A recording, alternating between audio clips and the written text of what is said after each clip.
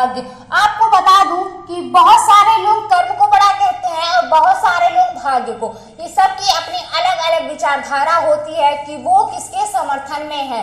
But आज मैं आप सभी को बताऊंगी कि आखिर कर्म और भाग्य में क्या बड़ा है। अगर मैं आप सभी को एक लोगों की सोच बताऊं तो लोग सोचते हैं कि बिना कुछ किए हमें सब कुछ मिल जाए, जो कि मुमकिन नहीं होता है।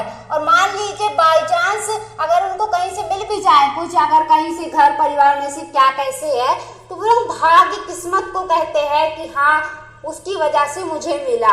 बट कहीं ना कहीं वो कर्म हुआ रहता है उनके घर वालों की वजह से या कहीं से कि जो उन्हें वो सारी चीजें मिलती हैं।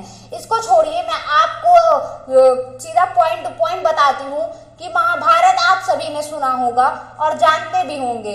उसमें जब अर्जुन जाते हैं कुरुक्षेत्र में युद्ध करने के लिए, तब श्री कृष्ण ने उन्हें गीता के कर्म का ज्ञान दिया था। कर्म गीता के जो है कर्म ज्ञान का उपदेश उन्होंने अर्जुन को उस समय दिया था जब वो कुरुक्षेत्र में जाते हैं युद्ध के दौरान। वो कहते हैं कि राज तुम्हारे भाग्य में है या नहीं है ये तो बाद में पता चलेगा, पहले तुम्हें युद्ध तो करना पड़ेगा।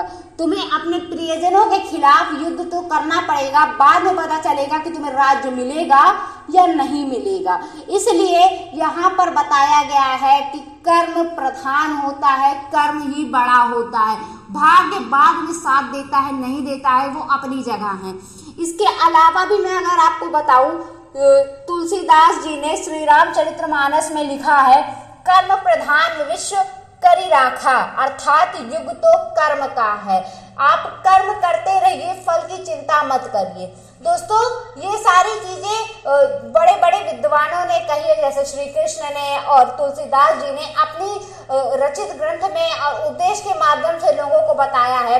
बट मैं आपको सिंपल तरीके से अगर बताऊं, जब किसान अपने खेत में बीज फसल बोता है तो उसे इस बात की भनक होती है कहीं ना कहीं कि शायद से बारिश हो जाएगा तो मेरी ये सारी फसलें खराब हो जाएंगी।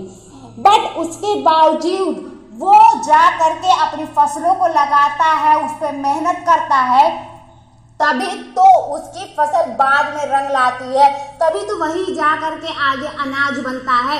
वो चाहे तो ये सोच करके बोए ही ना कि आगे बारिश होगा या आंधी आएगा, तूफान आएगा तो मेरी सारी फसलें खराब हो जाएंगी। अर्थात उसने भी पहले कर्म किया है और जो अनाज उसे बाद में मिलता है वो उसका फल होता है। उसका भाग्य निर्भर करता है उसके कर्म पर कि आखिर किस तरीके से कर्म कब और कैसे किया गया है।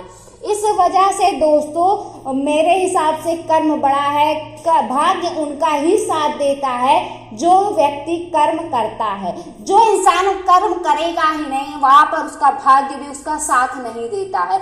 हाँ, ये है कर्म और भाग्य दोनों ही कंट्रास्ट हैं एक दूसरे के, कि जब ये होता है तभी भाग्य भी साथ देता है। अगर मान लीजिए आपका भाग्य साथ दे रहा है बट आप कर्म कर ही नहीं रहे हो तो कैसे कोई चीज आपको मिल सकती है? इस पर विचार आप जरूर से करिएगा।